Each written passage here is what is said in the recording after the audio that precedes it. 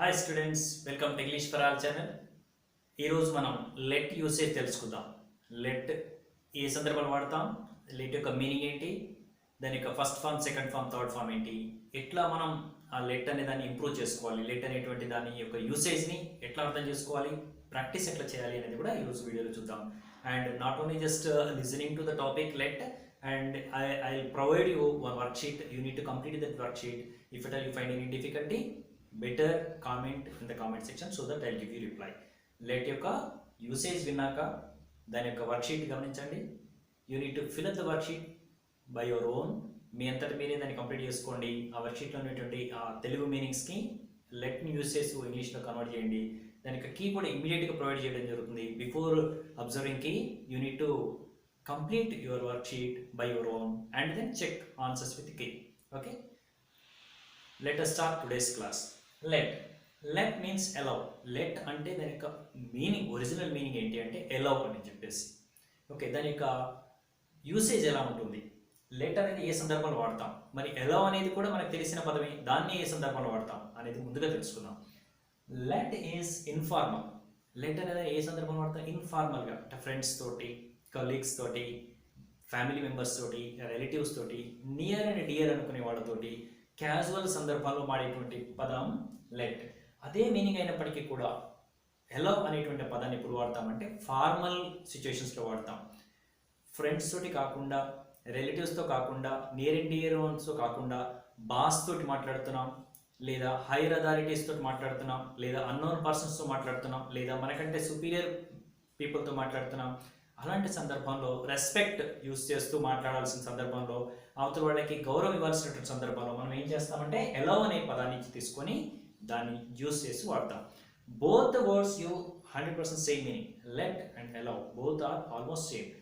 But మనం ఏ సందర్భంలో వాడతాం అనేది మీకు అర్థమైపోయింది. ఫార్మల్గా ఒక ప్రొసీజర్ ప్రకారం, ఒక పద్ధతి ప్రకారం పెద్దవాళ్ళతోటి, హైయర్ అథారిటీస్ తోటి, జాబ్లో ఉన్నటువంటి వాళ్ళు సుపీరియర్స్ మాట్లాడే సందర్భంలో, ఆఫీసర్స్తో మాట్లాడే సందర్భంలో, అవతల వాళ్ళు మనకు తెలియని సందర్భంలో, అట్లాంటి సందర్భంలో ఎలా వాడతాం, లెట్ అనేది మనకి తెలిసిన పీపుల్ తోటి మాట్లాడుతుంటాం. With help of 1 or 2 examples we are going to understand what exactly the usage of let and what exactly the usage of allow. Let me go out. Let me go out, నన్ను పంపించేసి బయటికి, నేను వెళ్ళిపోతా. Let me go out, నన్ను వెళ్ళనివ్వు అనేటువంటి స్పష్టమైనటువంటి meaning, నన్ను వెళ్ళనివ్వు. Here it is a casual talk, చాలా క్యాజువల్గా మనం చెప్పేటువంటి పదం. If you want to ask permission from the teacher, if you want to ask permission from your superior or boss or employer, at that moment we have to say allow me to go out. దయచేసి నన్ను allow చేయండి బయటికి వెళ్ళడానికి అనేటువంటి ఆ feeling, అంటే వాళ్ళకి మనం గౌరవిస్తూ మాట్లాడుతున్నాం. Here normal usage. Let us play cricket, చాలా క్యాజువల్గా చెప్తాం. లెట్ అస్ ప్లే క్రికెట్ అంటే మనం క్రికెట్ ఆడదాం పదండి, మనందరం వెళ్ళి క్రికెట్ ఆడదాం అని నార్మల్గా మన ఫ్రెండ్స్ తోటి మాట్లాడేటువంటి సందర్భంలో లెట్ అస్ ప్లే క్రికెట్ అంటాం. అదే మన పీఈటీ టీచర్ని లేదా ఇంకెవరినైనా సరే మనం పర్మిషన్ అడిగి మనం బయటికి వెళ్ళి క్రికెట్ ఆడుకుందాం అనుకుంటున్నాం, allow us to play cricket, మాకు పర్మిషన్ ఇవ్వండి బయటికి వెళ్ళి ఆడుకోవడానికి అనేటువంటి ఆ సందర్భంలో దాన్ని వాడతాం. I hope you understood the difference between let usage and also allow usage. And here one more important thing you need to observe is pronouns.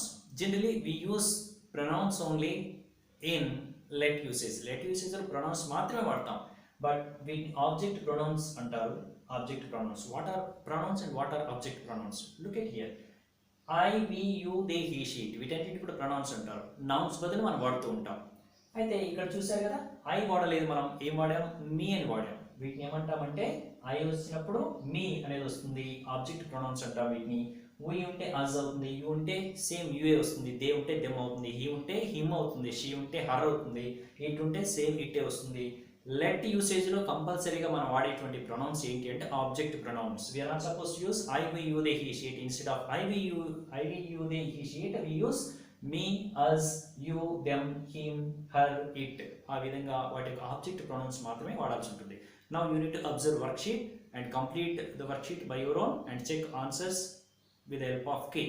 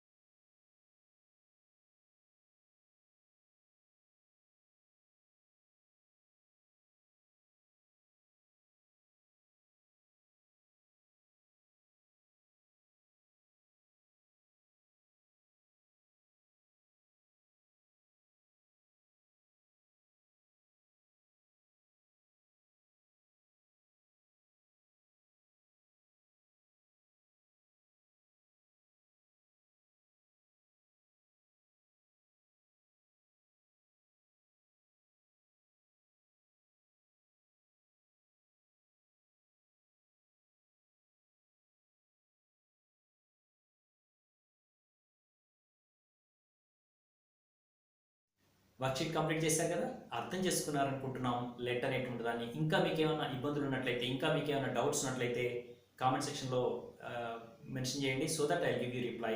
And what exactly you are expecting from this channel, ఇంకా మన English for all channel ద్వారా మీకు ఎట్లాంటి videos అవసరం అనిపిస్తుందో కామెంట్లో మనం mention చేస్తే దాన్ని బట్టి వీడియోస్ చేయడానికి రెడీగా ఉన్నాం.